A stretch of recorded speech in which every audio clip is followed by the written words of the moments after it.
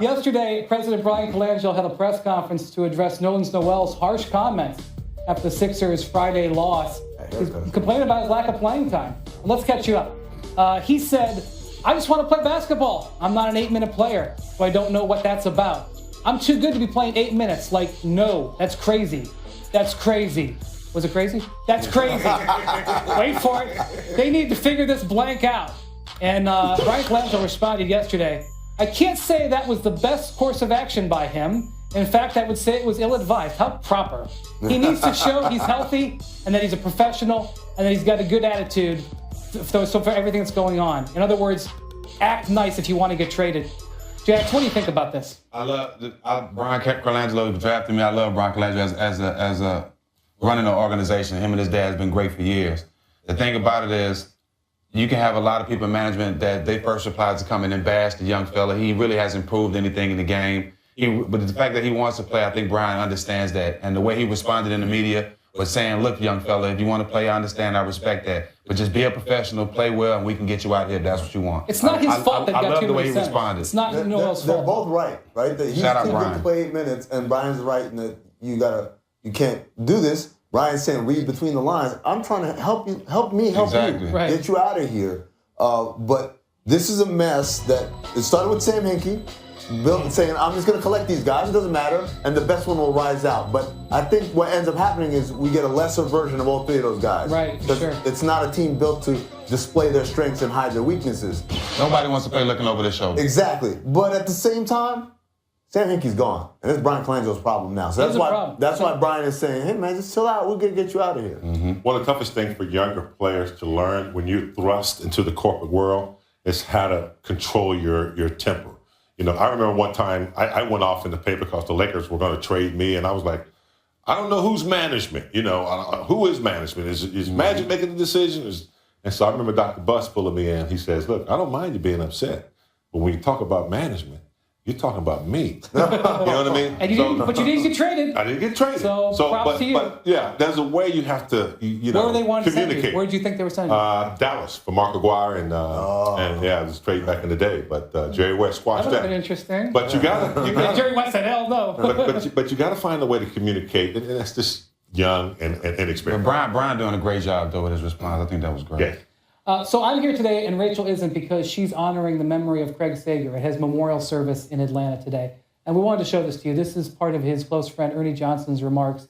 And I really urge you to find this whole speech online later.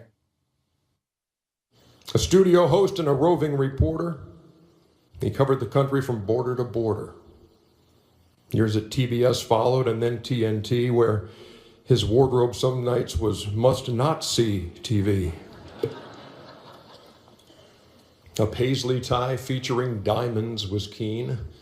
A kangaroo blazer that jumped off the screen.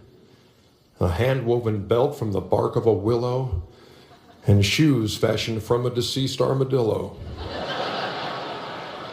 There's no way to gauge the days we have, no way to know how long. But know this, Craig will do our best to live 'em Sager strong. Tell you what sort of mood the NBA is during the holidays. They don't trust the fans anymore. That's right. Yesterday, the league announced it was stripping the fans of half their power in determining all-star starters. It's not going to be decided by the Electoral College. No, I'm just kidding. Well, kind of. The players will get 25% of the vote. The media will get 25%. For decades, the starters have been made some questionable decisions by those fans. But hey, that's your right. And the game is about the fans. But it seems in the social media era, you can't have nice things. We might as well just call this what it is, the Zaza Pachulia rule. Last year, a push by some folks with large social media followings almost got Zaza in as a starter. And he did get more votes than Draymond Green and Tim Duncan. Wyclef Jean got some of the blame. Credit, because he tweeted out a song asking fans to vote for a guy who averages 7 points a game for his career. It was essentially a prank that called to mind those glorious pre-Twitter days when America used their landline phones to punk American Idol by voting for Sanjaya week after week. What's American Idol? But Drake used his social media followers to help Kyle Lowry get elected last year, beating out Kyrie Irving and John Wall at the last minute. And Justin Bieber has been exploiting the Belieber votes for years. leading to some backroom jockeying amongst players to get his support. So the NBA is calling a halt to this little thing and trying to take control back before something really embarrassing happens, like JaVale McGee getting voted in over Kawhi Leonard. I totally get it. There's contract bonuses and sometimes even Hall of Fame spots based on All-Star appearances. The NBA is trying to protect the integrity and involve players more. But I also feel like some of the innocence is dying here.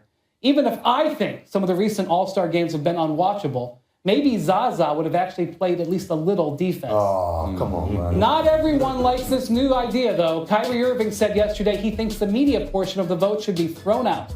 I can certainly attest that Kyrie is no fan of the media, even if we did, vote him Rookie of the Year and the All-NBA team. You're welcome. I guess those votes shouldn't go in the trash. So, James, what do you think about this new system? The new system. Well, the old system was getting a little out of hand with the social That's what you call media. Zaza almost getting... Yeah. You got, people in China voting for, the popular players.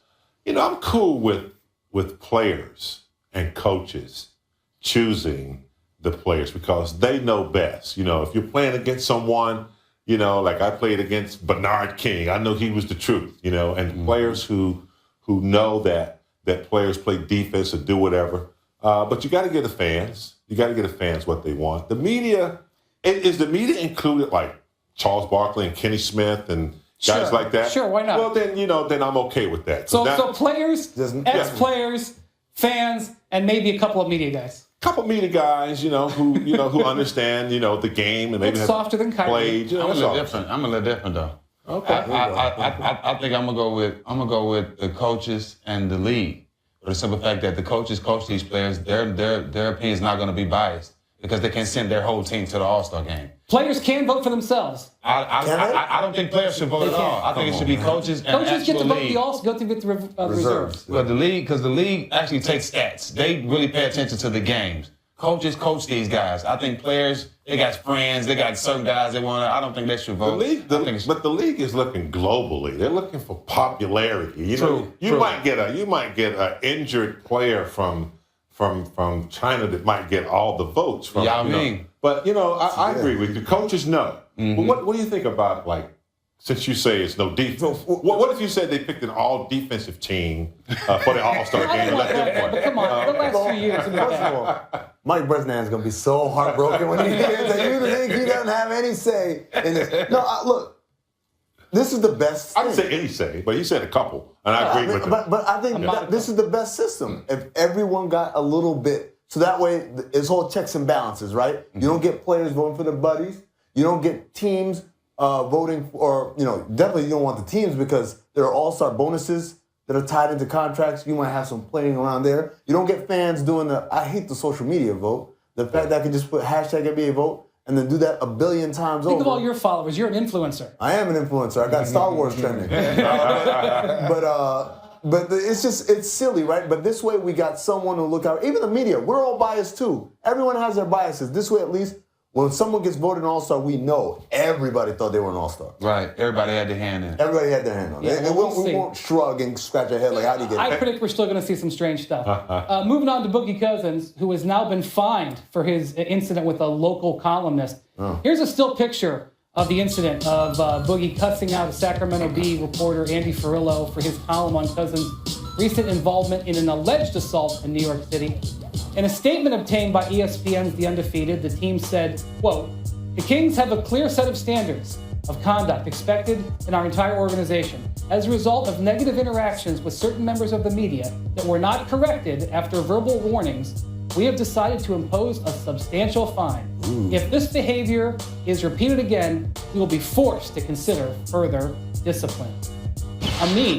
Does Boogie deserve a substantial, by the way, substantial is $50,000 according to the Sacramento Bee. 1/3 of a game check. He makes $150K a game. Is this in line? I'm trying to figure out what would be unsubstantial at that point. Right? If that's substantial for him.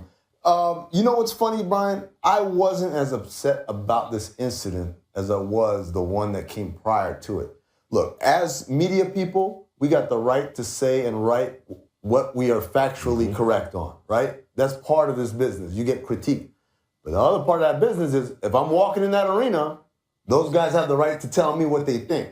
And that's why I talk a lot of trash, but I go to games because we talked about this. If you got a problem with me, come tell me. Tell me to my face, right? Right.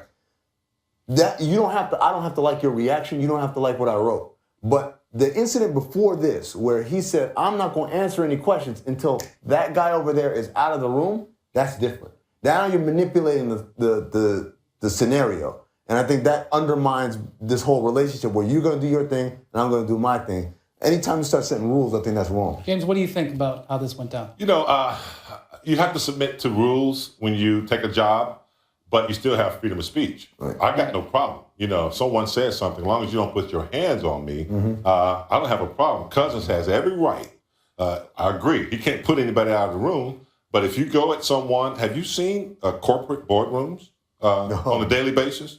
I mean, they go at it. It's no different. This is a business. You can say what you want to about DeMarcus, but he has a right to say, look, I didn't like what you wrote. Whether he's right or wrong, he has that right. No, he doesn't have the right because he got fined $50K. Well, $50K, that's the consequence he had to pay. Well, you know, sometimes it's worth it because you defended your family. I've had certain situations with media where we were on the same page because you come in the game and ask a guy a question, he's riled up from a tough loss. He gonna say some things that he might not mean, or just say the first thing that come to his mind. But when you're talking about family, I think it's different because you can talk about me all you want. You're here critiquing my game and my team, but my family, I think that's kind of off limits. But at the same time, that man has a job to do, and the respect has to be both ways. I think 50,000 is a little steep too. Substantial. Yeah, I mean, unless I got to choose. Go to my charity. $17 million a year, by the way. That's something that needs to be looked at. Hey, listen, a couple weeks ago, Mark Cuban, I don't believe was fined anything for banning media from the building, which I think DeMarcus should bring up. That's a lot worse. You're right. That's a lot worse. If I were his defense attorney. In routine arthroscopic surgery news, Blake Griffin is having surgery today to clean out his right knee and is expected to miss 3 to 6 weeks of time for the 20-8 Clippers. The team says it's routine. However, he missed 47 games last year with an array of injuries. To me, guys, there's no such thing as minor knee surgery. But Stax, let's start with you. Should the Clippers consider trading Blake Griffin considering all these injury problems? Well, I mean, we talked about it too. Like, there's really no one is going to want Blake right now coming off out 6 weeks. I disagree with that. I think people want him. Some people might want him, but it's not a team that's in the hunt that's going to want him. He's going to go to a team where he's not going to be happy. And that's going to be the situation. I think anytime you're out 6 weeks, it's more than a minor knee injury. 6 weeks is a long time for the NBA season. Losing rhythm, that's been Blake's thing the last couple of years. He gets hurt. He loses his rhythm. He comes back in and try to catch up with the team and gets hurt again. I think, they need to figure something out because it hasn't been working, and he's been injured almost every year. He's got a bunch of them. You go back and look at his history. Ever since he was a rookie, he missed his rookie season with a left knee injury. This is his right knee. He's going to be a free agent. Yeah. And the investment level is going to be huge here. The Clippers have a big choice. Yeah, I think the reason why no one will trade for him is because he's going to be a free agent. Because no one's going to give up stuff knowing that he could leave at the end of the year. Right. But I still think he's a very good player, and this is a very good team. The saying that I've been saying all year long, it takes a wet spot and a well-timed kick to the groin, and you might be an NBA champion. So when you're knocking on that door, I don't know if you can give up on it just because, it doesn't look like it's going to happen. How long are you going to knock on the door to somebody open, though? I mean, you got to be there. You got to be by the door there. Like, if you take 10 steps away from the door, you're not closer to walking through it. See, you could use the Clippers could use a doorbell or something. They've been knocking for a minute. James, you know the Clippers pretty well. I don't know. When I saw Blake Griffin as a rookie, when he came into the league, he had this, I thought was a ridiculous workout routine where he was carrying tires and putting a lot of stress on his body and knees. And I said then, I was like, I don't like that. And I don't know if that's the result of his workout, but when he was out last year, they played well without him. So the Clippers know that they can win without him. But right now, I don't think you're going to get anything right now. I know he's going to be a free agent. Now's the time to get something if you're going to get something. But I'd say keep it together right now. They're playing very well. I thought the year they should have won, the year they got injured, they had a chance to do it. But the chemistry seems to be pretty good right now. They're playing good. They got a good coach over there that might be able to pull it together. I don't think anybody's going to take those injuries. That's tough. I think we'll be talking about this more in the coming weeks. The jump's not over yet. Coming up,